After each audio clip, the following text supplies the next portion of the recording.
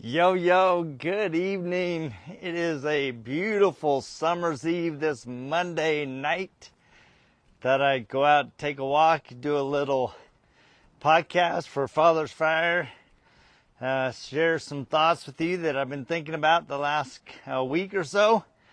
I didn't do a Father's Day podcast because I was actually spending time with my family, which was amazing. We had a fantastic time. My daughter and her future in-laws dropped in for Father's Day weekend, which you may have seen on my Facebook post and Instagram post. And we had a fantastic time. Saturday morning, we went out to the Hidden Springs car shows put on by Sydney Bray Gwynn. She's amazing. It's an amazing car show. Rod and I went out to help, and so they came out with us, checked out the amazing car show, and then that afternoon we decided to go out to the lake, even though it was a little cool. Actually, it was a lot cool. Really windy, really choppy out on the lake. But dude, we had so much fun teaching them how to wake surf, and we laughed, we got wet, we got a little chilled, but it was amazing. And then Father's Day, my wife and Angela and my sister Becky, they just made it super nice. We actually had apretada, which is a Filipino dish that I haven't had for a long time, and I'm like, oh, it'd be fun to do that, a little different. Plus, it's similar to a Colombian dish that we had Diego and Angela's a while back when we went to visit them, and it was absolutely amazing. And last year I did something different. I actually sent my kids little video messages of my love and appreciation for them to be their dad. And this year I just enjoyed the moment, but I did reflect a lot on my dad, and in particular Judy's dad. You guys know that I've talked about my dad before. I was really blessed to have an amazing father who was very connected. You know, we were not a rich family by any means. In fact, my dad was in the Navy. He was E3, E4, E5. So we got to travel the country, and our vacations were spent with family. And mom and dad always made it fun. We went camping, or we went and saw my family, extended family in Arizona. And it just always was a lot of fun. But I was really thinking about my father-in-law a lot. Especially this year, I've had a lot of experiences to travel to El Salvador, to Mexico City, and I've been able to connect with men who have had immigrant stories, especially in El Salvador. A lot of the people fled the corruption and the chaos that was there for many, many years until their new president came in and literally cleaned house. And some of the stories that they shared about trying to keep their families safe, moving from place to place to flee the violence that was ensuing in their home country. And I really got thinking about my father-in-law, who left the Philippines to come to America. And, Judy and her brother Phil were born here in the States. And I always enjoyed my time with my father-in-law. He was a small guy, maybe a little shorter than me, but man, he was a hard worker. And he came to America with the determination to provide a better opportunity for his family, for his kids. And that guy worked. He was a gardener, and he would go out early in the morning. He would garden, landscape, take care of people's properties. And then he would come home in the evening, and he would often go into his garden, which was a gardener's dream, because it was, dude, the plants were huge and it was pristine. He didn't let anybody help. I mean, he was dedicated to growing crops for his family. And dude, the veggies that he grew were absolutely amazing. And when he cooked, he loved to barbecue chicken. And he had this very special recipe that I absolutely loved. But when he was making chicken, he would always start with the whole chicken. And he had this butcher knife and he would hack it to pieces.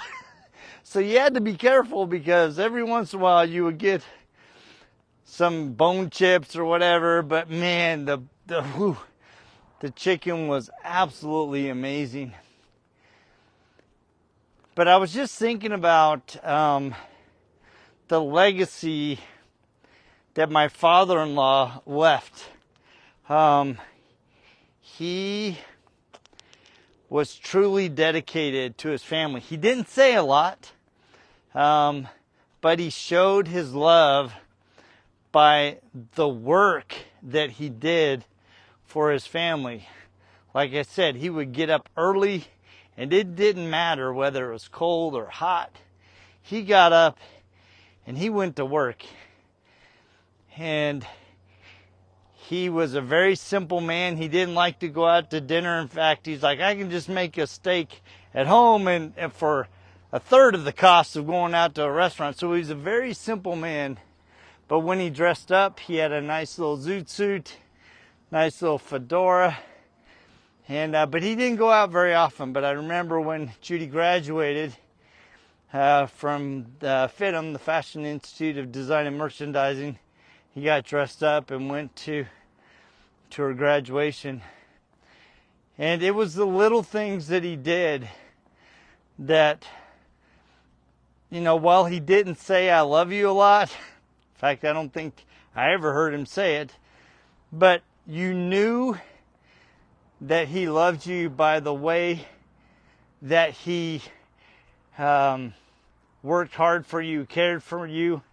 And man, it was amazing. And so I just wanted to give mad props to my immigrant father-in-law, who was so dedicated to his family.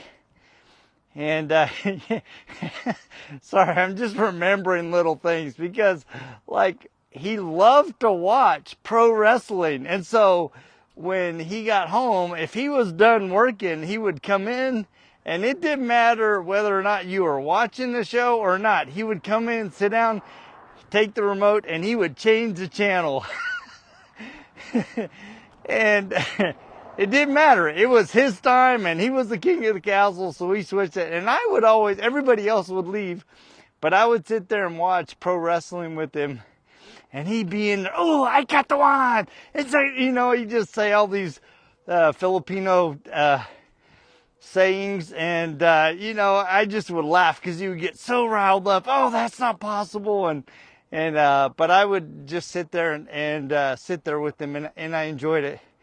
And the other memory I had of him was when he would sit at the dining room table. He had these kind of wispy hair pieces sticking up, kind of balding a bit, but he'd have these wispy hairs, and Judy would come and pick at him, and he'd like, cry! And she would just laugh, and he'd bug her. And so I guess, you know, as I think about a lot of the dads on Father's Day, a lot of us dads get so focused on supporting and working and providing for a family that is the one way that Judy's dad showed that he loved his kids and his wife. And I just want to pay tribute to him and say, I love you, Dad, up in heaven. It's been many years since he passed away. In fact, he passed away the summer before Judy and I got married. So my kids never got to know Grandpa Peralta. But I have really good memories of him and his work ethic and his determination to support his family and provide a better life by coming to America and digging in. There were no excuses. He went to work and he made it happen. So anyway, just a few thoughts. And, one of the other things that I would have liked to have done is this weekend, shout out to my boy Sean Hart and the Involved Dad crew. Yo, and speak of the devil, there he is. What's up, How are man? you, What's my brother? poppin'? Oh, Um, shoot, man, I can't hear you because of my... Hold on, let me see if I can take this out. All right, talk to me, brother. what's poppin', man? How you, man? Not much, man. I'm just out here enjoying this beautiful summer's evening. And I never got to do a Father's Day podcast because I was actually enjoying Father's Day with my family, Father's Day weekend. So, Yeah, dude, that's super dope, man. I I was was just, listening to you you talk, man, and listening to you how you was talking about your father-in-law and how amazing he was. Man, I just can connect in so many ways, man. My father-in-law was absolutely amazing. I called him Pop. He definitely taught me a lot of stuff, man. I miss him constantly. I feel like I've known him forever, yeah. right? But so yeah, man, that's super dope for you to acknowledge and highlight your father-in-law like that, man. I know the feeling, brother. Yeah, it's just I have so many funny little memories of him. He didn't say a lot, right? He just worked and he came home and I just really connected with him and in his final 3 weeks of life, he was struggling with liver cancer, and I was actually sleeping on the living room couch so that I could listen to him when he got up. And every night he would shuffle to go to the bathroom, and I would get up and just take care of him and be there and support him. And those are really tender memories for me, Yeah, to think about that time. It's like just to be able to serve him and show my love to him by being there when he was going through a really painful time. But dude, I mean, yeah, I mean, we talk about that. I mean, he probably had the cancer for a long time, but he didn't complain. He didn't moan. He just went to work, right? And he just yeah, worked through whatever was going on because he knew that he had to support his family. yeah. And so, yeah, some sweet memories there. That's cool, man. And my you talk about the things they used to say. My father-in-law, I can't say it on air, but he used to call me a bald-headed something, right? So I couldn't say the ending part, so I'll leave that up for interpretation for everybody. But that was the thing that he used to call me or whatever the case, man. And it was, it was really cool, man. That the relationship that we have developed. The crazy thing about it is that, like from day one, he always embraced me. Now, on the other hand, my mother-in-law, that was the one who was not giving me giving me, have not welcomed me with open arms and all of that. But my father-in-law, man, and typically, dads is normally more guarded and more protected. But my father-in-law was not, man. I'm not saying that he wasn't guarded or protected, but when it came to me, uh, and bro, he would, even when we would go out sometime, he would reference me like, "Hey, this is my son-in-law," and then almost like, "Oh, here's my daughter." You know what I mean? Like, hey, I tease my wife about that quite a bit. So we had a dope relationship, man. And one of the things is that yeah, she said she yelling in the background, talking about some he didn't have any sons. Yes, she said that she was his favorite over me. Hey, listen, far as I know, I was his favorite. So yeah, Yeah. that's my story, and I'm sticking to it. Well, and you talk about in-laws. We're at that point where, my youngest daughter, Kaylani, she invited her future in-laws over for the weekend. And I just have mad respect for Diego because Diego is another immigrant story. You know, over 20 years ago, he fled Colombia to come and pursue better opportunities here in the States. And he has just dug in and he's worked hard and he has a very successful HVAC equipment, HVAC business. And just seeing his dedication, his love, his faith, his family.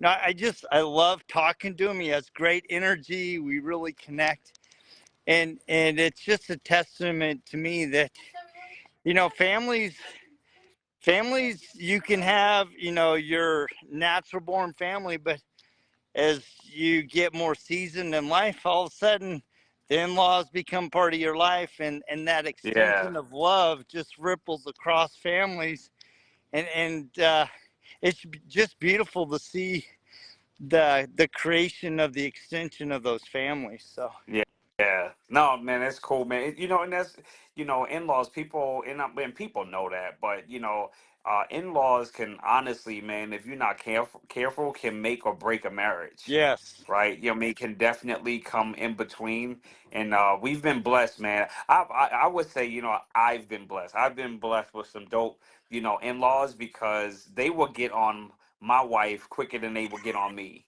right? And I can be, and I could have been that one that was in the wrong, and they would get on her, right? So they would definitely hold her accountable or whatever the case. So early on, I got away with a lot of stuff. So I had some super super cool in-laws, man, and they definitely treated me like a son. And my mother-in-law, she's still here with us, and she is definitely mom's 2.0 since my birth mom is no longer here, and she definitely treats me like a son.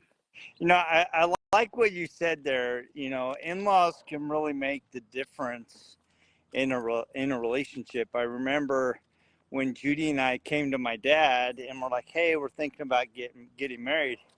My dad said, "All right, if you're gonna do this, I'm gonna sit down and I have some things that I want to talk to you about."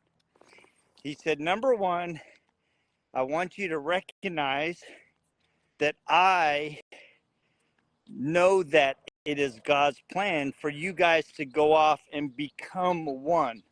So I will never interfere in your relationship unless I see emotional or physical abuse. Because other than that, it's up to you guys to go off and create your family, to create the unity and love and build on that which you already have. But recognize that I am giving you my blessing to go and create your own family." And I Yeah. think that's really powerful because I think a lot of in-laws really struggle with letting their babies go Yep. instead of realizing that they've brought them to a certain point. They've given them the foundation to fly, and some people can't let go. Yeah. Well, I mean, that you say that, my mom, she finally got it, but it took a long time for her to get it. I mean, she looked at it as, early on, man, she looked at it as that she was losing a son versus gaining a daughter, right? Yeah. And that took a lot of time, man. It took a lot of time, took a lot of effort, took a lot of energy, it took a lot of effort, right, for that to come to a place of unity, right? And Yeah. my wife in the background talking junk right now. So tell her to shut her mouth. That's still my mama, right? That's still, come on, right? That's still my mama. You know what I mean? But yeah, it took some time for that to happen. And the thing about it, man, is that, I because she placed God in my life early on, even though I deviated from it. But, like the Bible talks about, you place it in them, the child won't depart. So when it got to the place to where I had my family, it was easy for me to go back and tell her, like, listen, you made me this way, right? You wanted me to be this God fearing man. You wanted me to be a husband, a good husband, and I'm being that, right? So just, just like really embrace it. The person who you see and the person I've become, you've equipped me, right? You told me to treat ladies this way. You told me to be respectful. You told me to be, with one person and not to break, women's heart. And so I'm being that. And so it was kind of difficult, right? It was Yeah. kind of difficult for her to embrace it, but eventually she did. And my wife and my mom before she passed, man, had a really good relationship, but yeah, man, it took work, and I'm glad that they were able to do that, so we have no regrets. Yeah, I like the way that you said that it took work, right? Because I it's interesting because as you're breaking off and creating your own family, it takes work to not only lean into each other but also lean into that extended family. And I think sometimes we think that it's just going to click, that it's Yep. just going to happen, instead of recognizing that it love is earned, love is built, love and trust take time, right? And that includes your in-laws. And I think about my father-in-law. He didn't talk a lot, but I knew where I stood, right? He didn't have to say things. There was just an expectation, and I could tell by the way that he responded to me that I was doing things that he would expect, Yeah, right? that's good. That's good. That's good. When I think about me, what type of in-law I'm gonna be a cool in-law, but I think it's gonna be very difficult for my daughters and my son to finally settle down because when they start dating and when they're dating people, our conversation is definitely surrounding who is his people or who is her people. What do they Yeah. like? I am, and I'm big on it. I'm not gonna say it's wrong. I always ask, do they have a father in their life? I always ask that question, before anything else. They like, Dad, why are you always asking that? Yeah, I mean, I just really believe that it makes a difference, right? But my kids gonna fall in love with whoever they fall in love with. But both my wife and I are really interested and the in-laws. Like, who are we going to have to go to dinner with? Who's who? You know. And one of my things is like, honestly, I'm thinking about like where y'all spending Christmas and Thanksgiving at. Like, it's at Yep. my crib, right? You know it's not at their crib. You Yep. know it's at my crib. Thanksgiving, Christmas, they can have Easter. You know what I mean? Like they can have Easter, Halloween, but when it comes to Christmas and Thanksgiving, like Fourth of July, is at your parents. If y'all not going away, it's not at the in-laws, it's at ours. And So the other in-laws are thinking the same thing. yeah, that's what they think, right? They ain't meet the hearts yet. So the hearts, we have that in the it's gonna be part of the prenup. Like if when he asked me for, like for real, he asked me for my daughter's hands. My question is like, all right, ma'am. So where do you plan to spend Christmas and Thanksgiving? We need to talk about that. Where do you plan to spend it? So if you Yeah. don't answer the right thing, Nope, you're out the door. but you're like, Mr. Hart, I'm not abusive. I work well. I have a great job. Where listen, you lost me at your people's house. Sean, you're in for some growing. Hey, I am. Listen, I get it. I No, get we it. we all are, right? I I get mean, it. and I'm at that point now. It's like, with Kaylani and her future in-laws and my son Christian, and he's got a sweetheart of a gal Bree.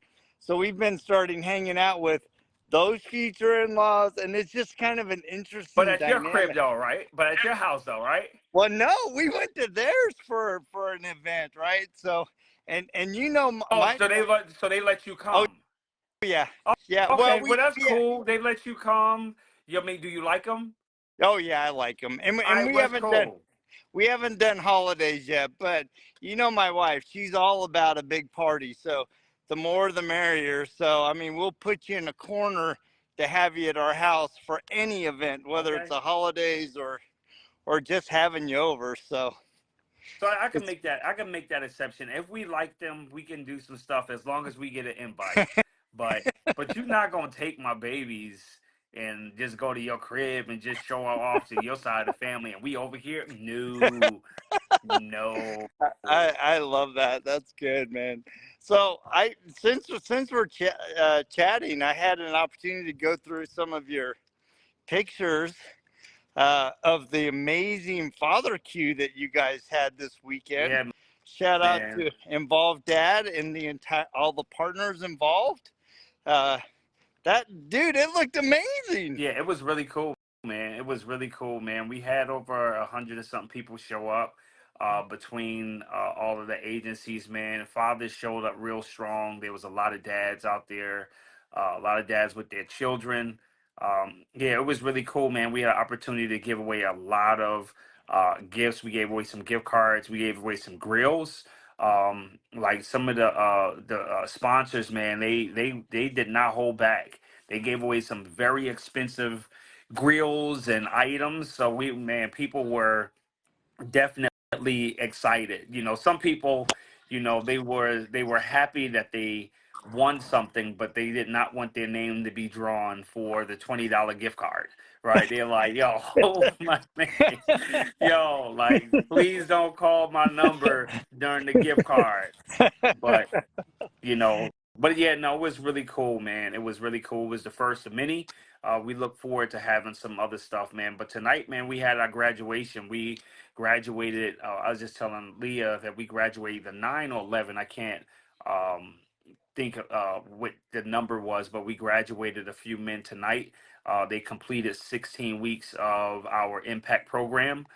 These guys were committed. They put in the work. They were diligent, and their testimonies tonight, man, was absolutely amazing. What they've grown, how they've grown, what they've learned, how it was impactful. One brother even said, man, is that he didn't know how, like life was really difficult, and that was one day that he looked forward to, that he was going to have some peace and some solace, and knew he was going to get some support. And so those are the things that we look forward to. Although that sounds great and it's exciting and cool, but we want to get him to a place, man, that he's winning. Um, that we want to get him to a place to where we want the other 6 days he's thriving, right? Not just when he comes to our program, and that's where our heart is, and that's what we're driving to, man, as a collective. Well, and I love the vision of that, right? Because there are so many men that you and I have worked with or talked to that they've been in a scenario where they have not had a good man, a good father to emulate, to model, Yep. and they don't even know the right questions to ask. They're just sitting in darkness hoping that something will change, that somebody will see them, somebody will wave a banner, a beacon of light to give them at least the direction to start walking. And it's amazing. I was talking to somebody this weekend about, the power of movement. If you stay in the same place, you're never going to grow. Yep. It's not until you start moving in a direction that opportunities unfold to you. But sometimes it's hard because we don't even know what the first step is to take. And that's one of the things that I really like about the impact program is it arms men with tools that help them to step forward. And once they get that momentum builds and it empowers them to become the men and fathers that they really want to be. They're Yeah. just not sure how to do it. Yeah. And speaking of movement and walking, Jody, you've been moving and walking for quite some time. Yeah, it's And, good. and the beautiful thing about it, man, I think it goes right along with you just talking about, right? So you just start moving, you just start getting active. next thing you know, you done walked 10 miles, right? You know, you done made so much progress because you just were moving. You wasn't thinking about your current condition. You know, you just start moving. So, yeah, man, I just wanted to hop on here with you, man, because you had a an amazing conversation going about your father-in-law, and I definitely wanted to tap in to share some kind words, man, about one of the most amazing men that was in my life, who I miss dearly and love. Um, and so, yeah, I'm quite sure my father-in-law and your father-in-law is up there chilling, man. My Yeah. wife had a dream years ago, so about when he went to heaven, he told her he was up there washing cars. When he when he first, she said he done moved up when he first passed. You know, he came, you know, she had a dream about him, and he was like, I'm up here washing cars trying to earn my way to the big house. And so every once in a while we'd make little jokes. I'm like, man, I wonder if he ever got done washing cars. So he she, That's funny. she said he moved up by now.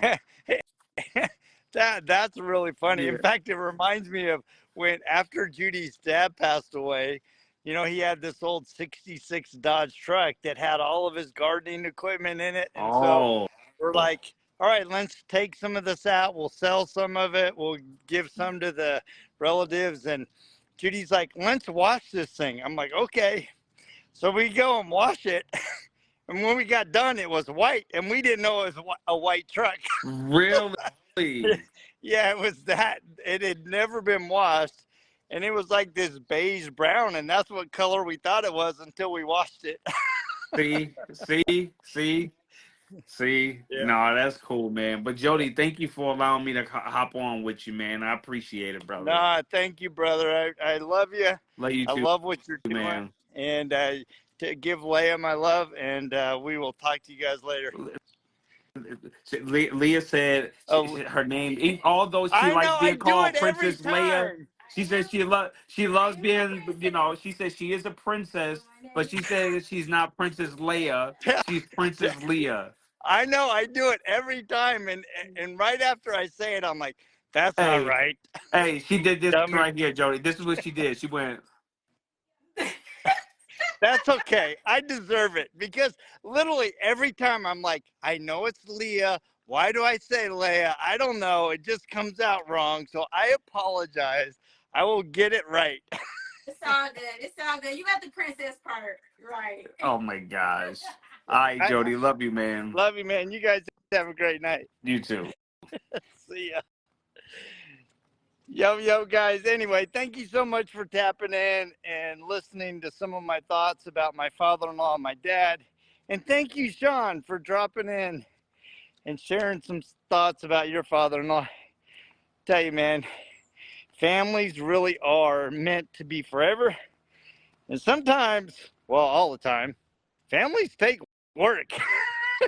And it's not always easy, but it's amazing what happens when you lean in and you really put in the work to become the man, the father that you are meant to be, and the families that we can be. So anyway, thank you guys so much for tapping in, and we will check you same time just next week. See ya.